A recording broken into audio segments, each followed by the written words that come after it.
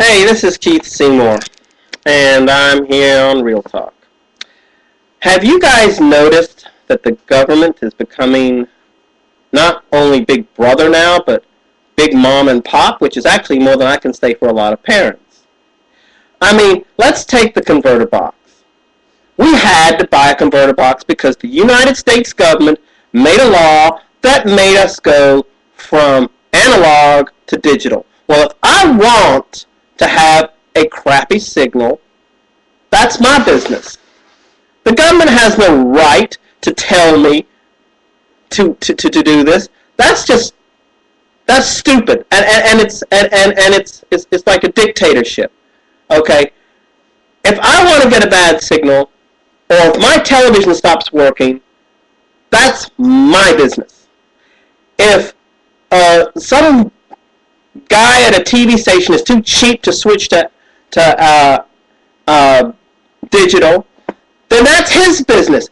He'll lose viewers. Hey, that's the capitalist system, people. I mean, really, the digital, the whole. Oh well, this is the biggest thing since color. Well, the government didn't tell us that we had to go from black and white to color, but they told me I had to buy a converter box. I'm sorry.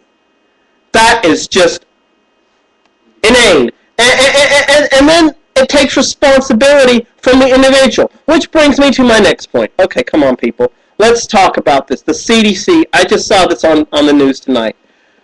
They want to encourage our national lawmakers to tax soda pop and potato chips and all that other stuff. And I appreciate the CDC's trying to keep us healthy. That's wonderful.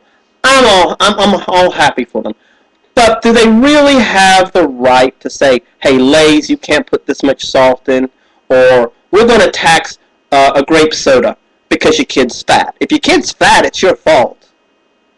And you may be fat too, which means you're setting a poor example. Okay? Have your kid get off their butt every once in a while, get away from the computer, get away from the video box, tell them to go outside, play soccer, and instead of driving them a block down the street so they can go to their best friend's house, have them walk. It's a 5-minute walk. It might do them some good. Okay? We have an obesity problem. And part of the problem is because our parents aren't taking responsibility. You know, and that includes education. Look, don't mistake me. I'm a former substitute teacher, but there's a reason there's a former in there. Because the parents are just as irritating as the educators. Okay? The fact is, you complain and you complain about the school system.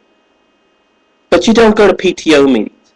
I attended a PTO meeting several years back as a reporter, and I've attended these things as a reporter, as a teacher's assistant, as a substitute teacher, and just a concerned member of the community. And I've noticed something. You parents don't go to these things unless you're ticked off about the fact that your house is going to be taxed $50 more, or your car is going to be taxed $50 more to renovate a classroom. Okay? This particular meeting that I went to, they ended up, I saw maybe one or two parents. And you know what they voted against? They voted against having more nurses. Putting more funds. So now we had one nurse going between 2 or 3 different schools each day. But you know what they voted for, people? Yes, you got it. Band uniforms for one of the local high schools. And when the media reported this, you guys were as mad as hell.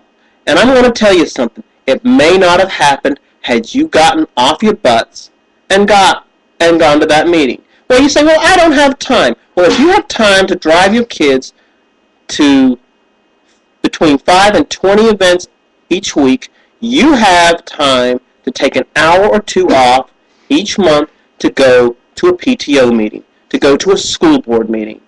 That's, I think the PTO meetings are 2 hours tops, and a school board meeting is about the same thing. So that's 4 hours a month. But you can spend 20 hours a week driving your kids around. So, if you don't like what I've said, that's your problem. Tough. That's what I've said. You don't like it, lump it.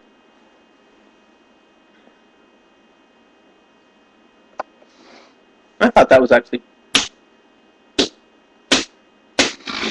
That wasn't bad, actually. That was a little better last time because you wasn't yelling. You kind of made more of a clear, decisive points.